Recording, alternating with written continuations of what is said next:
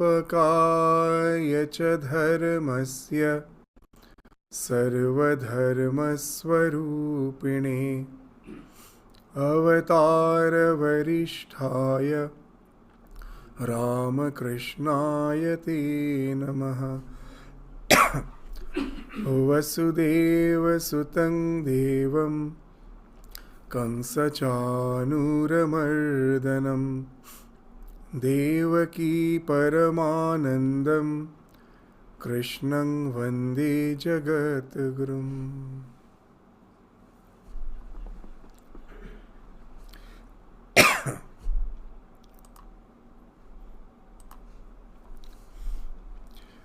So it's now 2 weeks that we are not in touch with our study of the Bhagavad Gita.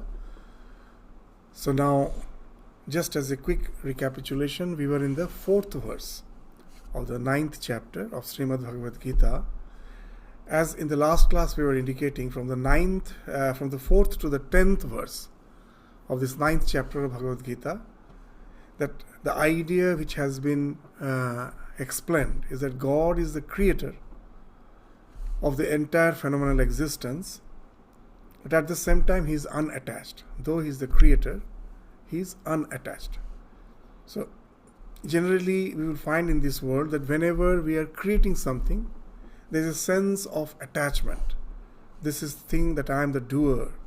I have created this.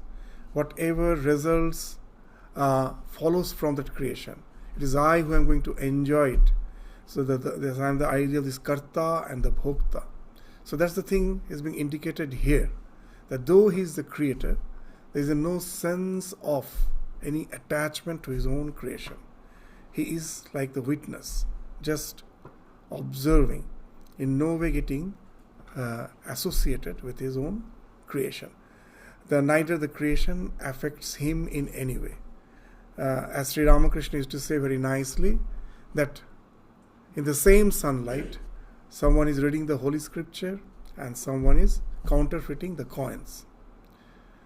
So the holy act, the pious act of the holy man who is reading the Scripture in the sunlight, and this devious act of one who is counterfeiting the coin, none of these acts affects the sun in any way. Its duty is to give the light unconditionally, and the way we relate to that light doesn't affect the light in any way. That's what, in a very simple way, Sri Ramakrishna used to explain. So the 4th verse which we studied in the last class, so just to have a gist of that idea, what's it? That maya tatamidam sarvam jagat avyakta murtina matsthani sarva bhutani na chaham teshva avasthitaha. So what's the idea? That all this world is pervaded by me. Tatam idam. Tatam means to pervade. So the Lord as the avyakta murti. He is not something visible. He is unmanifested. So he is the subtler than the subtlest. But it is he in the essence who is pervading the entire universe. And then matsthani sarva bhutani na cha aham teshva avasthita. The second line is important. When we say that it is the Lord who is pervading the entire universe, naturally the very first idea comes of parinamavada. Parinama, the Lord has actually been transformed into the creation, just like the milk getting transformed due to yogurt. So it's not that way. So just as we can say that the yogurt is actually pervaded by the milk, because the milk which has got transformed into yogurt. So that way the creation has not happened. So to indicate that, the second line is important. Matsthani sarva bhutani, that all the entire, the creation, all the beings, sarva bhuta, all the beings, they exist in me. Matsthani, they exist in me. But at the same time, na cha aham teshu avasthita. I am not in them. They are in me. But I do not dwell in them.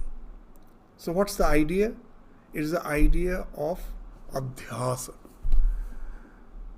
Adhyasa means superimposition. Because of ignorance, the Lord is appearing as this world of name and form, actually no transformation has happened. This is the idea we find throughout the entire Vedanta. Just see the Shanti mantra. Om Purnamada Purnamidam Purnat Purnamudachyate Purnasya Purnamadaya Purnamevava Shishyate. So you can never explain if you just try to understand it from the idea of Parinama. The Purnamadam, Purnamidam. This is full, that is full. From that fullness, this fullness has came. And when, this fullness, this Purnasya Purnamadaya Purnam Eva Avashishyate. So when this Purna again merges in that Purna alone remains. So the mathematics will fail to explain this. That how come that something is full, just like a cup is full of milk, I pour it in another vessel, that becomes full of milk. So if one is full, the other have to be empty. So, but here it is saying from this came, but this is full, this too is full. So what's the idea? So it's just like a superimposition. In Vedanta, there's very common example, the rope appearing as snake. When the rope is appearing as snake, then what?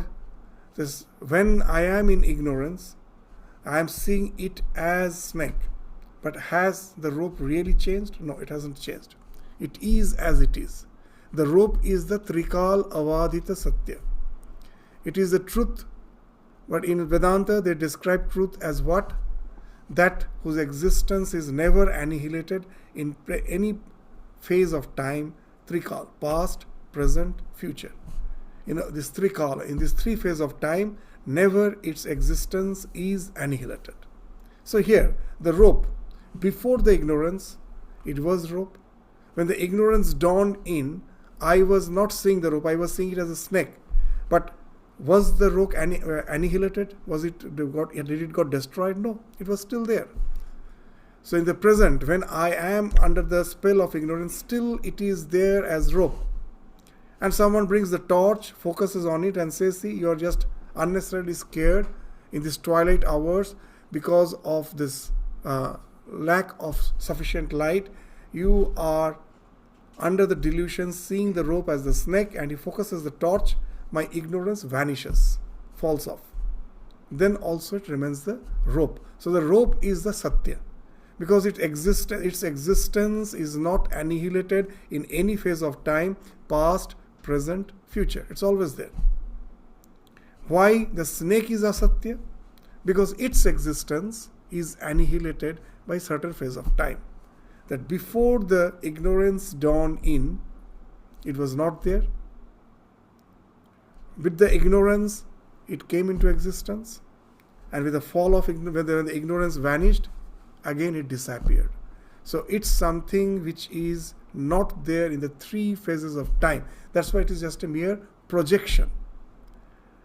So if you take this idea and try to relate to this word, that I am in all beings. So when I am seeing the snake in the rope, if I remove the rope, there is no snake. So the snake exists as long as the rope is there. So the snake is nothing but the rope, because of this rope is being projected as the snake. So the snake is pervaded by the rope. But I am thus, I never dwell in them. So that's the idea. I never dwell in them. Why? Because the snake which you are saying has as such no reality. It in no way affects the existence of the rope. Can this rope which you are deluding, does it has the power to inflict poison on the rope? No. So this snake in no way, this Lord doesn't dwell in them, because it is not affected by them in any way. So this is the idea which throughout the Vedanta we get, that it is an appearance. It is not even denied in the Bhakti Shastras also, that we say that Bhaktivada speaks of duality. No, they are also very interesting. What's the only difference? It is the difference in perception, how I am looking at the truth. So just say the same thing, that the Lord is appearing as the universe. It is not as such tangible reality. So now I can relate to this fact in two ways. As this is something superimposition, I need not relate to it at all. Let me close my eyes and try to relate to that avyakta murti. This subtle, fundamental principle, conscious principle from which the entire existence came. So I deny this existence, this apparent projection, and try to relate to that divine. That's one way. And another way, that this projection, yes, it is a projection of the Lord. But after all, if I see it as a projection of the Lord, not as a thing, as a tangible reality, then I am relating to the Lord as it has been projected. So to see the world not as the tangible reality, but to see it as the something which is pervaded by the divine consciousness. That's what this tatam word means. That speaks of bhakti. Jnana speaks of denying it. It's maya. I don't want to relate to it. Here it is not saying that this world is something separate from the Lord. Lord has created this world which is separate from Him. It's not saying that. It's saying this world is a projection of the Lord. It is a superimposition. But instead of denying this superimposition, I relate to it consciously by always knowing that it is nothing but the divine and divine alone which is being projected as the universe. And then comes the bhakti. Then you don't have to deny the existence and just say that my relation to the world is secular, and whenever I am trying to relate to my God by diving within, that is spiritual. So spirituality can become a 24/7 affair if I have the different perspective. Same truth, two different perspective. And then, because in Bhagavatam also, as now we are studying Bhagavatam, we'll find the same idea very nicely. In the very first verse, the idea which has been spoken of is very interesting. They don't say that the world is unreal. What they're saying, the world appears to be real because of the Lord. This just the way the mirage appears to be real because of the desert. That's the allegory which has been given in the very first verse in the Bhagavatam. So similarly, this world appears to be real. It gets its reality because of the Lord. So to always relate to the world as God's lila, His play, and relate to it by constantly being aware of the divine as the be-all and end-all behind this entire existence. That's the approach we find in Bhagavad Gita as well as more elaborately in Bhagavatam. So this is the idea that the Lord is in no way affected. So though the superimposition has been accepted, but from the different paradigm, it speaks of relating, instead of denying the existence, to relate to that existence as being pervaded by the divine. This tatam idam sarvam. It is pervaded by the divine and divine alone. So when I am relating to this world, it's just not a secular activity. If I am aware of the divine behind it, my worship is still continuing. I am worshipping the divine in my heart, or seeing Him in the altar, in the image.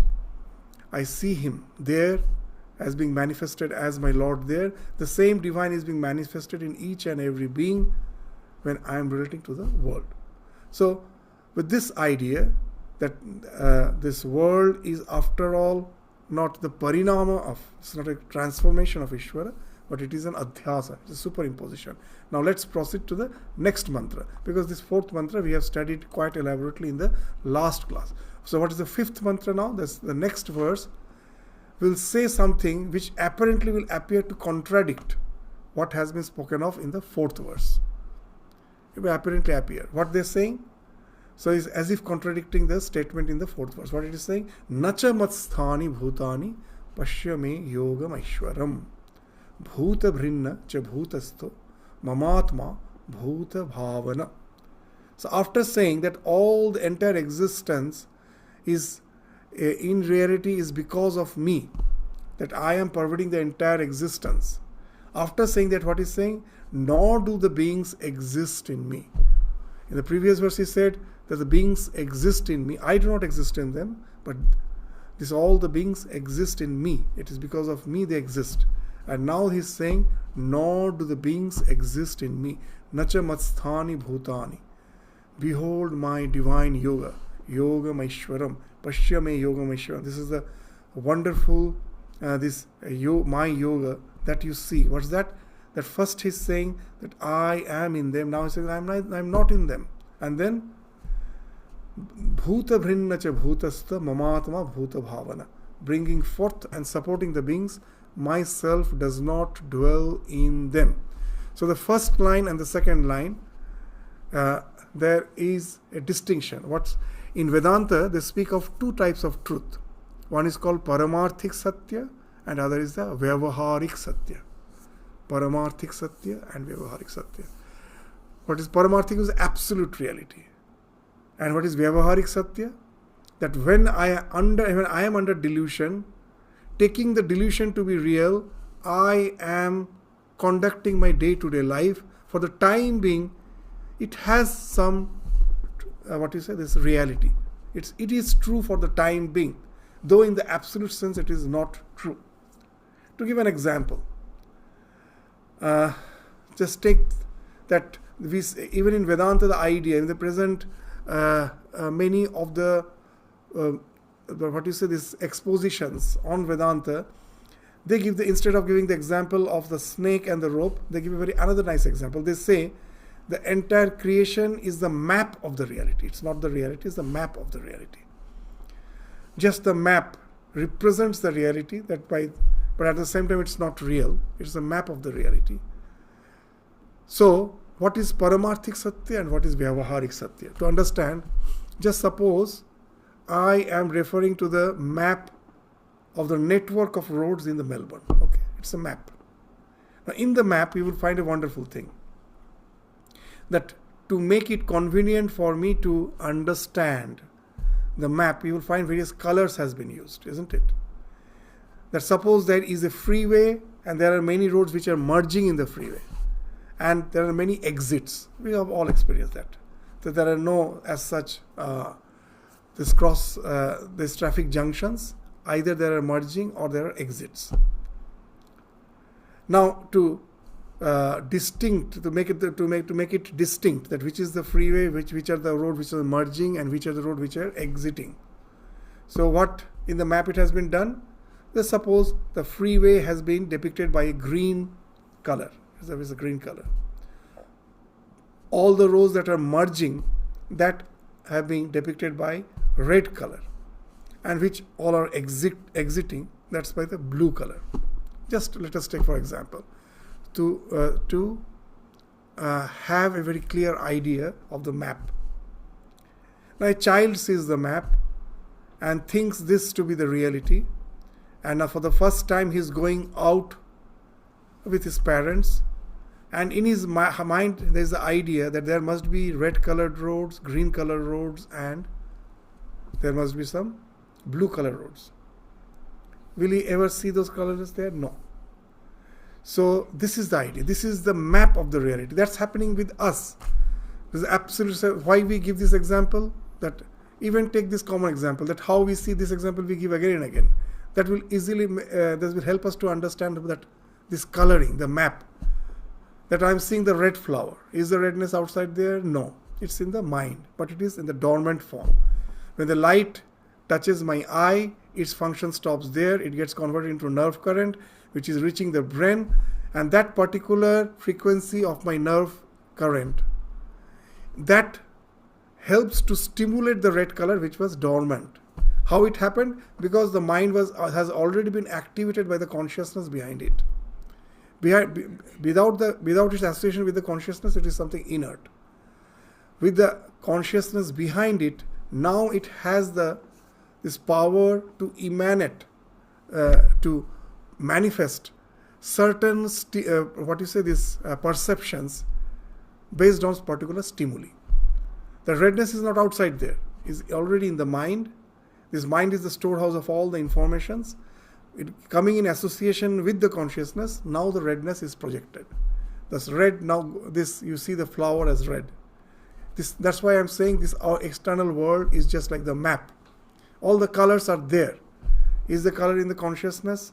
If I try to find this color there, it's not there. So this is the thing that in Vedanta they say that what I'm seeing is the map of the reality, not the reality. So now what is Paramarthik Satya? This consciousness in association with the mind. When it is not in association with the mind, it is that same conscious principle without any as such attributes. When it is projecting, still it is that consciousness without any attributes. And even if when the projection stops, still it is that consciousness without all those attributes in the form of color, sight, sound. It's not there. This is a map, and that is the reality. So now if you take from the absolute point, from the standpoint of that absolute reality, when the creation is not there, when the creation will be destroyed, and even when the creation is there, it actually is always in the same form. It has not become the world from the absolute point of view. It has not become. It is only from our relative standpoint we feel that creation has happened. But from the absolute point, it is always there as it is. So from that Paramarthik Satya, now the Lord is saying, what is saying? Nacha matsthani bhutani pashyame yogaisham. That this creation which you see, when it is there, still I am as it is without any alteration. As I was, as I will be, even when the creation ceases to be. So as the absolute reality, nothing has happened. I am as I am. So that's why after saying this entire creation has came out from me, he's saying, even I don't exist in them. Neither they exist in me, nor I exist in them. Both are not true from the absolute point of view. But from the Vyavaharik point of view, there I see this spectrum. But again, this take another example. The prism is there, the white light is falling on the prism, and on the other side, on the screen, you see the spectrum. From this side of the prism, from the white light side of the prism, it's always the white light. There is no spectrum at all. So if you see from this, that's the Paramarthik Satya. That where the white light, where it's on the other side of the one side of the prism, it's only the white light. From this side, there is no creation. Nothing has happened. That's why there is a philosophy, this Ajatavada. Nothing has been created, Ajata. Because whenever creation is there, it speaks of transformation. Nothing has transformed. The Lord is as it is. So from the Paramarthik standpoint, it is saying that, what is saying? Nacha matsthani bhutani. Just see what is the power of yoga. That this entire creation which you are seeing as such has not affected me in any way, and I am also not part of it in any way, though it has emanated from me. After saying that, in the second line, it is indicating the Vyavaharik Satya. Now from the spectrum standpoint, you see from the other side of the prism, where the spectrum is visible. Now you question, from where this spectrum came? Of course the answer is from the white light. Because of the prism, the white light, that is being refracted as this spectrum. So from the side of the spectrum, if I ask from where the spectrum came, it came from this white light. From the side of the white light, the other side of the prism, where if I ask from where the white light came, it was always there. It will always be there. There is no question of asking why. It is the absolute reality, Paramarthik Satya.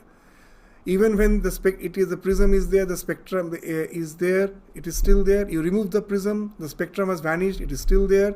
Again you put the prism, the spectrum is there, it is still there. So this white light is never getting affected. It is as it is. So that's why from this standpoint, nothing has happened. So that's why he is saying that Nacha masthani bhutani. Even all this existence is not in me as per the absolute standpoint is concerned. It's not in me. But from this side, from the spectrum side, it is from me only this has come out. So why we will find that these words are as if a bit puzzling. Why it's so puzzling? Because even you find that when we are trying to understand it, so much words we have to use. So that's what the Lord is doing. That the truth to just explain in our conceptual language. It's cannot be just pointed as I'm pointing to any object and say this is this and this is this. You cannot do that.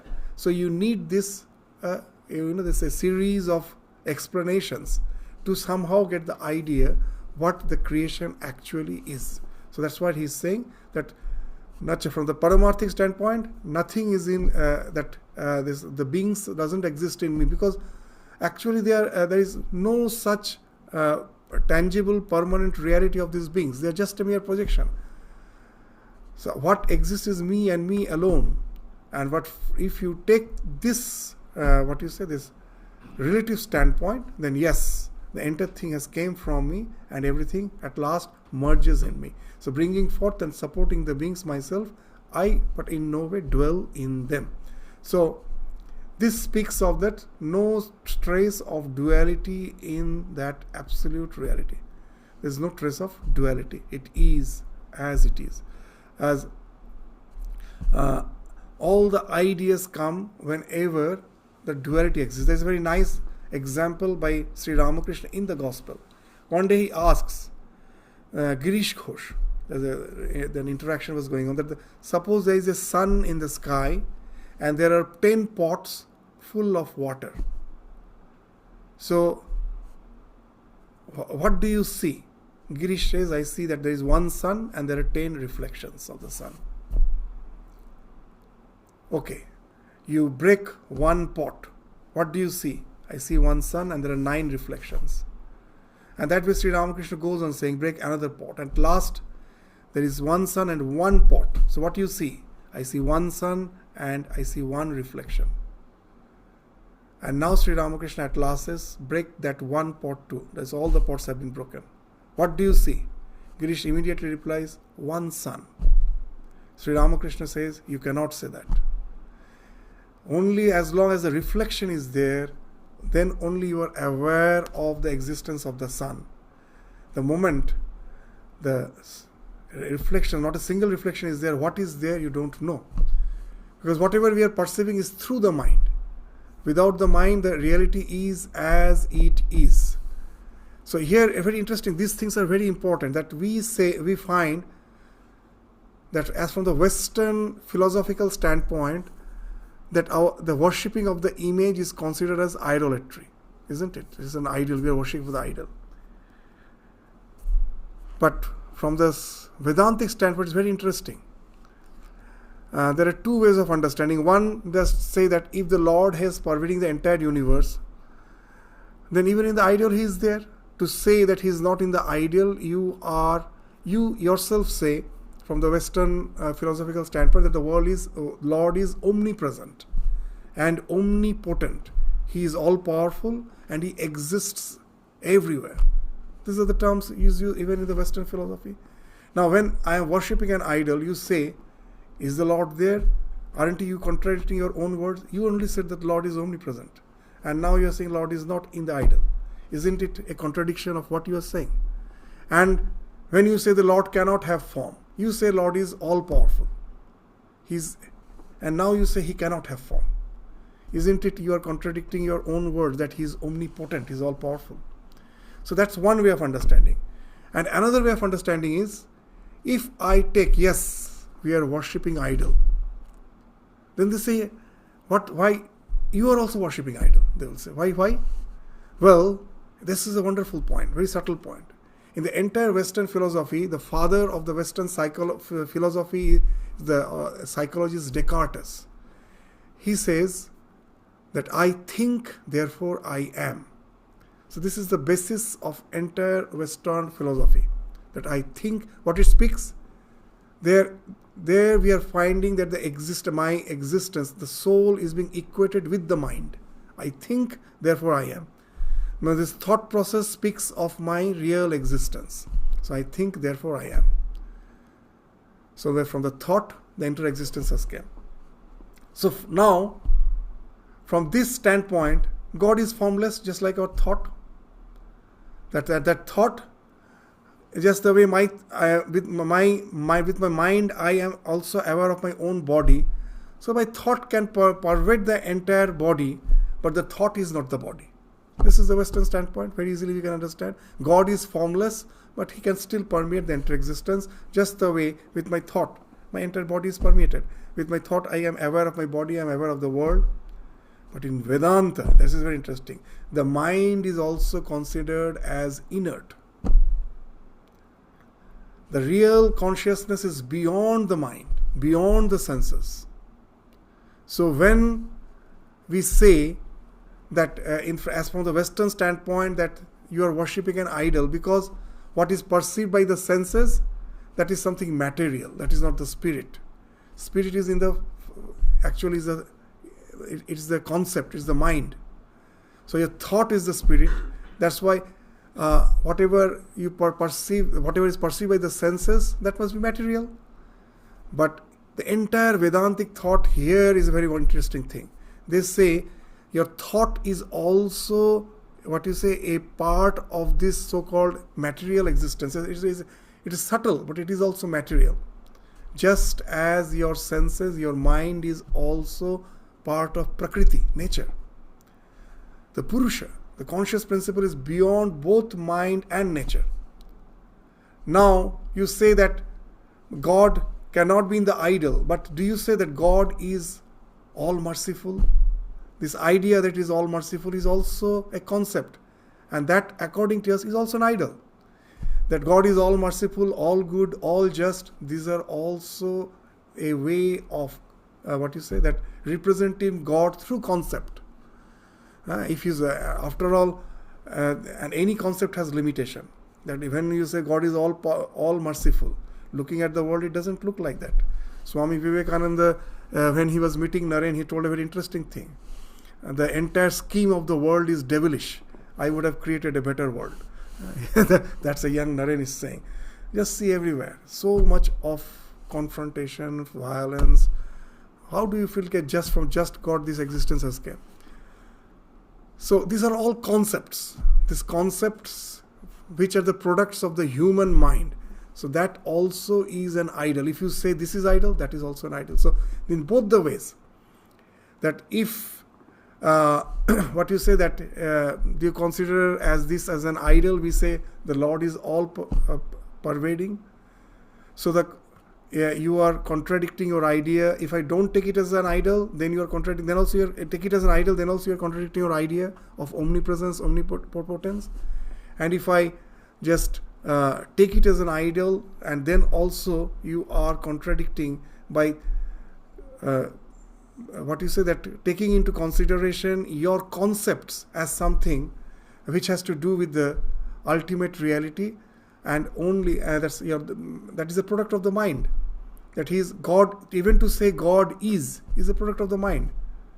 Just in that example of Sri Ramakrishna you take, when only one pot is there and sun is there, then only you can say yes. As long as one reflection is there, I can say the sun is. Break that pot, who will say? So anything which is finding expression through the mind is idolatry in the ultimate sense.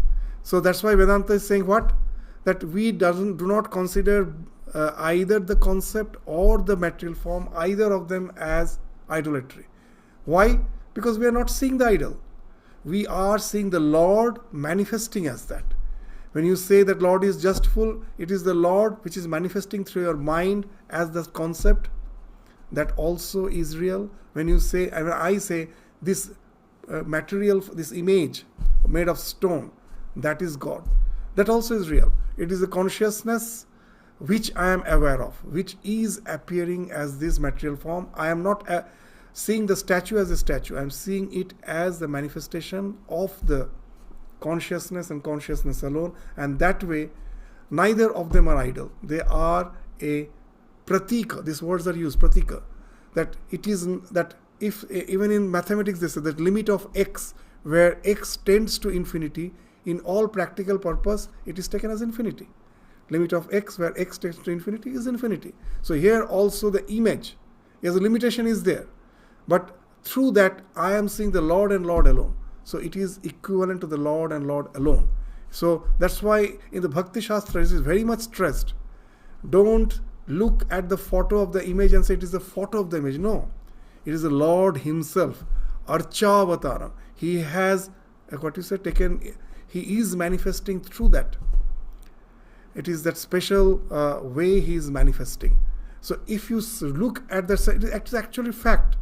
Because whatever I am perceiving is nothing but the consciousness which is being projected as all these forms.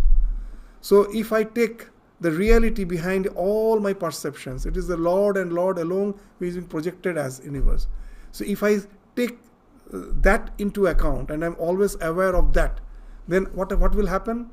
Our condition will become like that apparently mad person who was visiting Dakshineshwar, and he always used to smile and constantly say, "Ye kya Daivi Maya hai." What he used to do, he had a chandelier in his hand.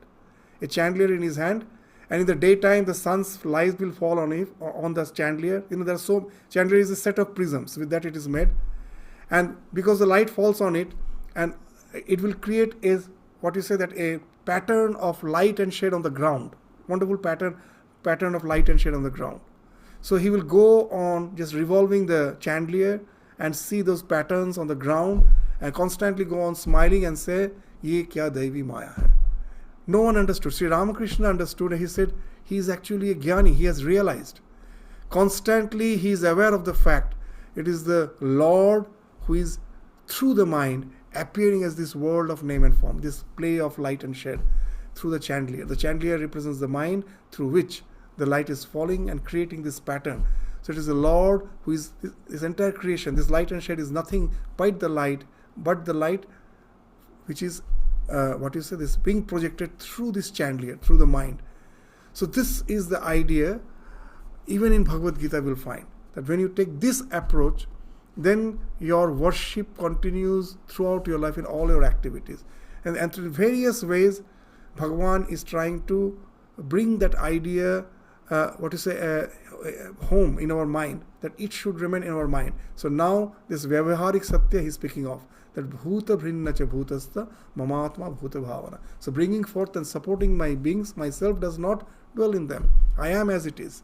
But because it's being associated with the mind, that mind itself is because of ignorance projects from me. And then I come in association with that, and then the entire creation. This is a two-step superimposition. First, because of ignorance, is a consciousness which appears as the prism. White light appears as the prism, and then the white light, in association with its first evolute, the prism, again in the second, superimposition appears as the world. As we find that in Vedanta, these are all explained by the help of some very simple examples. That full moon night, everything is illumined by the moon. If I am ignorant, I will think it is the moon who is illuminating the earth. But actually the sun, which is not seen, is actually illuminating the moon. In turn, the moon is illuminating the earth. So similarly, the consciousness first is illuminating the mind. In turn, the mind is illuminating the entire existence, is creating this entire panoramic existence. So the consciousness, because of its ignorance, first appears as the mind, and then this consciousness comes in association with the mind to project this entire creation. And that's being indicated here. This Bhuta Bhrinna, this entire thing comes forth for me. It is being supported by me, but I do not dwell in them. I am as it is. So after saying that, this Vyavaharik Satya, this from the standpoint of this creation, it gives the further details of it. It speaks of the ultimate reality from the Vyavaharik standpoint. What it says, the 9.6, Yatha Kasha Sthito Nityam Vayu Sarvatrago Mahan Tatha Sarvani Bhutani Matsthani Ityu Upadharaya. So what? Just as the space is always there, Akasha, and the air is blowing on it. Does the blowing of the air in any way affect the space? No. The air may be polluted and it may have some bad odor, or it may have some good odor because of some perfume. So that way the air can get affected. But does that affect space? No. So the space is like that, the ultimate substratum. The air is like the mind. It is something constantly in a state of flow. it may get affected by the world, the mind. It may have good smell, it may have bad smell. Just our mind, sometimes we are happy, sometimes we are unhappy. But does it affect the self? No. So the Akasha, just like the Akasha, the self is. It is in no way affected. The wind is always blowing on it, but it is just the idea of this container and the content. So the wind is as if in the space, but in no way it affects the space. Yatha kasha sthita nityang vayu sartrago mahan. As the mighty wind blowing everywhere, ever rests in the Akasha. It's constantly changing. But the Akasha is something which is substrata. It is not moving. So in that it is constantly moving. Know that in the same manner all beings rest in me. So all the changes, phenomenal existence, everything what we are saying, all this movement, all this flow is in the creation, and the Lord is the substratum, is unmovable. Just like the movie screen. What is projected, that all the things which has been projected, that is moving. But to experience something which is moving, there has to be a substratum, the screen. There has to be a screen. Without the screen, whatever I may project will not be visible. So the screen is the substratum. It is something unmovable. It is always there. So with respect to something which is always there, without any change, other changes can be perceived. So that substratum is the self. In me, there is no change. Nothing affects me. So with that example, it is trying to explain this, that just the way. So even in our day-to-day life, we give that example, that when I am seeing the huge, the reservoir, when I am traveling through the desert, it's a delusion. It's actually the mirage. But does that mirage, that reservoir, has the capacity to drench even a single sand particle? No. Does the snake, which is superimposed on the rope, can inflict poison on the rope? No. So it is in no way, the substratum is in no way affected. It is as it is. All the movements which we said in the phenomenal existence in no way affects the thing on which it is superimposed. So after saying that, this now, though the Lord is incorporeal and unattached, his Maya is the cause of the creation and dissolution of all beings. That's been stated from the 7th to the 10th verse. So 9.7, the 7th verse. What it is saying? Sarva bhutani kaunteya prakriting yanti mamikam kalpakshay punastani kalpadav visriyamyaham. So this idea of kalpa, this cycle, that this is something wonderful. That even in modern science they say that previously they were saying that the Big Bang is the beginning of creation. But now this further research suggests that Big Bang is actually speaks of the end of the previous creation. There was a creation before that. That's ending is appearing as a new creation. So this is the idea of kalpa, cycle, that this is not the only creation which has happened. That in Vedanta these wonderful ideas were there wonderfully for thousands of years. That is like a cycle. This creation and destruction goes on in cycle. It happens again and again. So here the Lord is saying that so many times this creation has came forth from me, it has dissolved in me, and again it has came out from me. So this, as long as it is sustained, that is one kalpa. So this idea of kalpa we find here is being indicated. This kalpakshay, at the end of one kalpa, that another, that once this entire creation comes to destruction, it merges in me, again from me it evolves. So kalpakshay, it enters the O son of Kunti, the entire creation enters into my prakriti, and at the beginning of a cycle, again it is generated from me. So this is the idea with which we are so familiar, that in Vedanta, that for this cycle, it's like a cycle, it's going on. In Swami Vivekananda, in one of his lectures, very interestingly is saying that it is not that for the first time I am here and you are listening to my lecture. We don't know how many same times it has been repeated. Most probably I was there in the previous cycle and you were there listening to my talk. So these things are happening again and again. Even that we say at the moment of the Big Bang, At that time, it was already in its blueprint that whatever things are happening, every incident, it was as if there as a blueprint before the creation happened. It's not something accidental. So even from some our ordinary understanding, we can understand, that generally with our shallow understanding we say that creation, this entire creation is an accident. Life is an accident. But very interesting, can it really be an accident? Just try to understand. Accident is a singular thing, isn't it? That you are going, when you are traveling by the road, suddenly from the other side a car comes, you crash, it's an accident. It suddenly happened. It's not going to happen every time. And there cannot be any sequence of precision accidents, isn't it? Accident is a singular occasion. Now just see, even with the modern science, very interesting, that the Big Bang, when it happened, with all the mathematical calculations, they have came to a very nice conclusion. That if that so-called Big Bang happened with a bit bigger force, a very little, the force with which it has happened, if it was just a fraction bigger than that, what would have happened? Just very interesting, that if I throw a ball, which is with a force, with a velocity which is greater than the escape velocity, just the way when the rockets are, projected on the sky, you have to project them at a higher velocity, at a very high velocity. There is a threshold that is called escape velocity.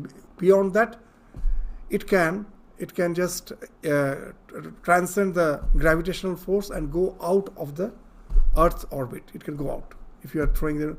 So similarly, if the Big Bang happened with a greater force, a little bit more bigger force, what would have happened? Means 1 by that's x to the power 30. That's the fraction by which it would have happened. As you cannot imagine, it's very small. If it was a bit more, then no galaxies would have formed. Everything would have been thrown out at such a big force. Everything would have just simply scattered. In the sky at night, we see the stars, the galaxies. This speaks of the creation. It would have never happened. It would have just simply dispersed out to nothingness. Where would have gone, we don't know. And if it was with a little less force, little less, small, then just the way I throw a ball, it again comes back to my hand, isn't it? They say the same thing would have happened. The entire Big Bang, that's explosion, would have again, that merged into that nothingness immediately. It would have again just squeezed into that nothingness immediately. Just the way I throw the ball, it comes back to my hand. So then also no creation would have happened. So now, immediately I will say it was an accident. Suddenly it happened that there were so many Big Bangs, there were greater forces or lesser forces, no creation happened, this happened. Okay, this is an accident. Okay, now, this one accident has happened, let us consider it as an accident. Now, how the atoms, when the creation was there, it was all subatomic particles, even the atoms haven't formed. For the atoms to form, it's a very interesting thing. We think gravitation is a very strong force. There are only 4 forces which has been found in nature, only 4 forces. One is the gravitational force, one is the strong, this electromagnetic force, one is the strong nuclear force, and another is the weak nuclear force. So what is this? Let us go. So gravitation we understand, electromagnetism also we understand. Now this strong nuclear force and the weak nuclear force, what is that? This also will understand that we think that the nucleus of an atom, we all have studied, it is a very preliminary science. It has all the, what is the protons in it? Neutrons and the protons. All the positive charged particles are in the nucleus, and the electrons, which are the negatively charged, they are moving around. Why they are moving around? Because the positive charge is attracting them, and that has created the, this centripetal force, centrifugal force with which they are moving. Now the question is very interesting, that if the nucleus, which is very small, in which all the positive particles are there, now positive particles repel each other, isn't it? That how come they are concentrated, staying there together? So that's a very big question. So now science says that when all the same charged particles are very near, too near, then instead of repelling, they start attracting each other. And that force is much stronger than the force with which the opposite charged particles are attracting each other. after a certain distance. So when in that compact nucleus they are staying there, the distance is so less that instead of repelling, they start attracting. There is a strong nuclear force. And with the protons and electrons, the force with which they are attracted is a weak nuclear force. And again, there is a particular proportion of the strong nuclear force and the weak nuclear force. If that proportion was not there, atoms itself wouldn't have been formed. It's a very small proportion. If the proportion of the weak nuclear force and the strong nuclear force was bit higher, the proportion, this atoms wouldn't have been formed. If it is bit less, again atoms cannot form. So again another accident. This has happened. So you will find it's not one or two, innumerable. Even come to the earth. A few days back I was seeing one, if you can also see, it's a very nice, very nice way, an astrophysicist, his name is Devi Prasad Dwari. He's an astrophysicist. He gave some podcast, interview. In that, he's speaking of all those things. Just see that the earth is tilted in 23.5 degrees axis. If it was a bit more straight, the sunlight would have been so perpendicular on the earth, the temperature would be extremely high. Life was impossible. If it is a bit more tilted, the light will fall more obliquely. The temperature will be so less, life is not possible. That 23.5, that is the that's the angle in which the axis should be. It may be a bit 20. It may go up to 22.5 or 24, but a bit more than that, no creation. Earth's size, another interesting thing. If the Earth's size is not as it is, if it is a bit bigger, the gravitational force will be so high, much heavier gases will be. I didn't understand that. It will be withheld in the atmosphere. So then also that that creation, all the gases which are responsible for life, that won't be there. Heavier gases will be there. If Earth was a bit smaller and gravitational force was still low, just as in Moon has an atmosphere of hydrogen, helium, lighter gases. So then also life is not possible. So the size of the Earth, its gravitational force, everything speaks of exactly that accidental force with which life is possible. Come to our human body. There's a way, when I have seen that science brags so much nowadays, that previously a person would have been dead. Now you go to the ICU with all the life support, he's been kept alive. Swamiji used to say the science is a very poor imitation of nature. Very poor. Why? So with the science, with all the imitation of the nature, in our body, they have found out that the hormones, everything secretes at a particular ratio. And that enables us to just take one breath and breathe out. It's a miracle that when we are diseased, we say, why it has happened to me? We never question that how I'm existing. Each and every moment is a miracle. So many things are happening in minute precision. In chemistry lab, if you remember, if I am going to do that ring experiment, if a little extra chemical falls at a big greater force, it's gone. It has to be exactly so much precision. And that precision is happening inside our body constantly. The enzymes, the hormones, everything in precision. Bit more, you become hyperactive. Bit less, you become dull. Not only that, the diabetes, bit more. So it's for diabetes also a very interesting thing. Just see that for a diabetic patient who is under the treatment of insulin, they have some sugar cubes in their pockets, because suppose they are not taking sufficient food, they have taken the insulin, then there will be hypoglycemia. The sugar level will fall so much, and first thing to get affected is the brain, because the brain doesn't store energy. It will be starving for fuel, and immediately you fall unconscious. So whenever you're feeling giddy, for those who take insulin, they will have these sugar cubes. They will take it immediately. Now the question is, suppose someone is fasting. Our body naturally produces insulin. When I'm fasting, I have taken the vow of fasting from today morning till next day morning. Do I really, for the same way, just become unconscious, fall down? No. Why? When natural insulin secretion is happening, when I'm fasting, the body immediately registers that and it will reduce the insulin secretion. When I'm taking external insulin, I cannot do that. But here, the body has its own mechanism by which it reduces.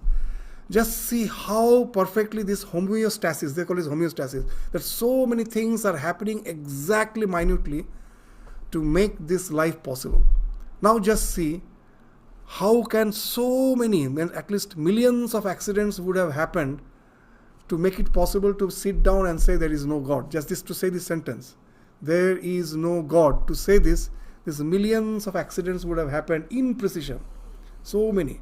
To make me brag that there is no God, I have understood. Just to say that. How is it possible? So that's the thing, even with our our common understanding, we can find that we cannot explain on those things. So this creation is something which speaks of something consciousness. When the science also, they give a very nice example that there are two words. One is called design and another is pattern. When I look at the sky, I see the cloud. That is not a design, that is a pattern. With the wind, it goes on changing. I don't know the next moment what is going to happen. But the creation, can I say it's a pattern? It is just a pattern? No, it's a design. Even our rishis, without the understanding of all these intricate scientific discoveries, very simple truth they have understood. Just see a plant, if from it a seed falls, again another plant comes. There's a cycle. It's not, if it was just like a cloud, it's flowing, it was going to have a pattern. There couldn't have been a design. There couldn't have been a repeated action in the same way as it happens in the tree you see, in the nature you see, all the climates. They come one after the other. There is a definite way that everything is happening. So it's a design. The nature is a design, not a pattern. And design always speaks of a designer, isn't it? Pattern, there is no need. It can happen randomly. But the design, whenever there is a design, there must be a designer. So even from the dualistic standpoint, we will find that it's very difficult to just deny that there is some conscious principle behind that, even from the dualistic standpoint. So it's very difficult. And that's the thing which we'll find here also in the Gita they are indicating. The Sarva Bhutani Konteya Prakriting Yanti Mamikam, from me it came, and then Kalpakshay Punasthani Kalpadyo Visriyamyaham. So at the end of a kalpa, it merges in me, and at the beginning of the kalpa, again it emerges from me. So, but the very interesting thing is, in the Vedanta philosophy again, that it is not Parinamavada. It is that idea of this adhyasa. It is not parinama. So here, to understand this, that a creation comes out me and again merges in me, we can take the example of the dream. So in the dream, when I am dreaming, from where the dream came? It is from within you. All the things which you are dreaming, that may give you a nightmare. But when the dream breaks, then you find, oh, I am as I am. All these changes I was simply imagining. So the dream, that something emerged from you, and when the dream breaks, it again merges in you. So same way, the entire creation is like the dream coming out emerging from the Lord, and again it merges in the Lord itself. So there is no such as such substantial change. Essential, there is no change in the essence. There is no change in the essence. The Lord is as it is, just like the way in the dream we create our own world. This world is being projected by the Lord, and again it merges in Him. So in this entire creation, whatever we are seeing, these are all the things, that's the product of the Maya, and the things which appear to be conscious is our consciousness, which is again animating those products of Maya. Just as in your dream. In the dream I dream so many things. Along with that I dream myself also, isn't it? That there is a character, I as a dream character is interacting with the other dream characters. Just as in the dream I dream myself as a character there, isn't it? And in that character I have imposed life also. It's not only a mere name and form. It appears to be real. All those characters appears to be real. At that time I never think they are mere imaginations. They are so real. I am also real as a dream body, and others also real as a dream body. Only when the dream breaks, then I find, everything was a projection from me. Similarly, from the Lord, the entire phenomenal existence comes, and He imparts life in them, just the way we impart life in all the dream bodies. This life is imparted in them, and at the end of the kalpa, again it is withdrawn into Him. So this is the idea which we find is being explained here in the Bhagavad Gita. So the entire creation comes out from Him and again merges in Him. The 8th verse, what it is saying? Prakriting swam avashtabhya visrijami punah punah bhutagramam imam krishnam avashang prakriter vashat.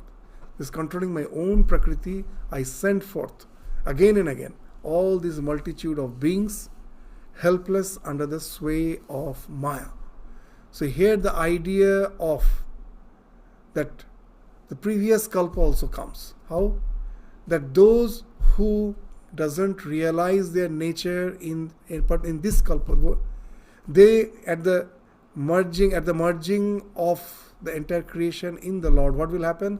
They will still remain in the seed form, and they will be forced to come back again in the next kalpa. So unless we have realized, then that's this avashtabhya. This word is very important. We are almost forced that unless a person is being spiritually illumined, he doesn't know the reality behind the entire spectrum. He hasn't realized that. So at the end of a particular kalpa, he will remain in the seed form. Just like a seed, he will remain.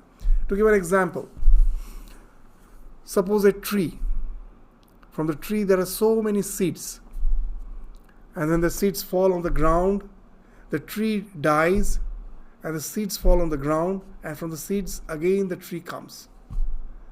So what it speaks of? So this ground is like the Prakriti. When the tree dries, all the nutrients are there. And the seeds are like the individual beings. So these seeds, what they're doing? It's not that from the seed the plant is coming. Seed is just the gateway. It allows the nutrients from the soil to be assimilated and produced as a new sapling in a particular way to again create a new tree, isn't it?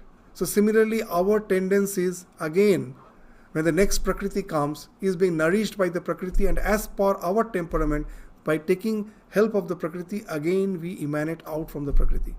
The background, the Prakriti is the storehouse of all the information. Just the way the soil has all the nutrients. When I say the banana is rich in phosphorus, from where that phosphorus came, is rich in potassium, from where that potassium came?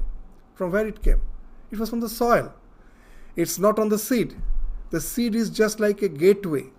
The seed allows the nutrients to be assimilated in a particular way to manifest as the tree, as the fruit, as the flower, whatever it may be. The same way, there's the so-called the individual soul. As long as it is still associated with ignorance, with the mind, with the subtle body, its tendencies again takes from the nature all the constituents to produce it, to emerge as a particular being. And as long as it doesn't happen, it remains in the seed form. So when the creation is over, then in the seed form it remains to again sprout as a plant in the next kalpa. As Sri Ramakrishna gives a very nice example, a seed was lying on the terrace for many years. And then suddenly a strong wind came, it blew off and fell on the ground, and it sprouted, isn't it? So that's how that in the seed form we remain. And what's like a spiritual realization? Sri Ramakrishna is again saying it's just like a burned seed. A seed which has been burned. Will it sprout? It won't sprout. So a burnt seed or a seed or a boiled seed, it won't sprout. So spiritual realization speaks of this burnt seed or like a boiled seed, that from that no more creation can happen. And so as long as we are in the spell of ignorance, even when this one kalpa is over and we are not free, again we have to emerge forcibly, avashtabhya. There is no free will. My sanskaras will again force me to emerge and again continue in this cycle of birth and death till till that illumination happens, till I get identified with my spiritual nature. So that's the idea which we find is being spoken of in this 9th verse also. This Puna we have to come. 8th verse, and the 9th and the 10th also will be speaking on the same lines. Nachamang tani sarvani nivadnanti dhananjaya udasinavat asinam asaktam teishu karmashu. It is just by the Lord's presence this everything is happening. He is in no way affected. All these acts of Dhananjaya do not bind me, or I remain unattached to them as one unconcerned. He is just like the witness. Because of his mere presence, everything is happening. He is in no way affected by them. So this Mayadhyakshena, the 10th verse, what is say? Mayadhyakshena prakriti suyate sacharacharam hetunananena kaunteya jagat viparivartate. So this prakriti under my guidance, because of its association with me, gives birth to all beings, moving and unmoving. This sacharacharam, this chara achara. It means there's a moving and unmoving. Means all the things which appears to be sentient and which are unsentient. And because of this, O son of Kunti, the world revolves. Samsarate, it constantly it's flowing. This samsarate is samsara. Why it is called samsara? It's a constant flux. Why is it called jagat? It is in constant motion.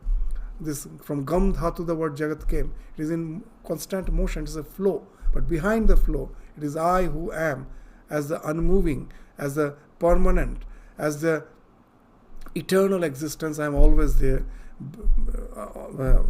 from which this entire thing is being projected, and again it is merging. So thus from the position of the Lord with reference to the creation, as has been described from this 7th to the 10th verse, we find what? There's all the beings are projected at the beginning of the creation, and again he merges at the end of the creation, and they are not affected by this act. The Lord is not in no way affected by this act. He sits as the neutral, perfectly unattached, and Prakriti gets animated by its proximity with the Lord, with the consciousness and consciousness alone. But he is in no way affected. So this is the idea which we find through all these verses from the 4th to the 10th has been described in the Bhagavad Gita in the 9th chapter, where the idea is, though the creation is from the Lord, he is in no way affected by it. He is behind there, unattached, unaffected, sitting. He is sitting by the side of the stream, watching the stream flowing. And because of our ignorance, we are in the stream, being affected by the stream. So he is just like the eternal witness, in no way affected by the flow. So that's the idea which we find. So now, from the 11th verse, that now how, as an individual being, we have to relate to that ultimate reality, the Lord. In what way we can relate, so that it can lead to our emancipation. So this is the thing, this contrast. After showing this contrast, that we are bound by the sway of the Prakriti, the Lord is the Mayadhish, he is the master. And now what's the role of the Lord in this entire phenomenal existence? It has what is the implications as per our life is concerned. That will be dealt with the rest of the chapter, which we will take up again in the next class. So with this, we stop our discussion today. Thank you all. Namaskar.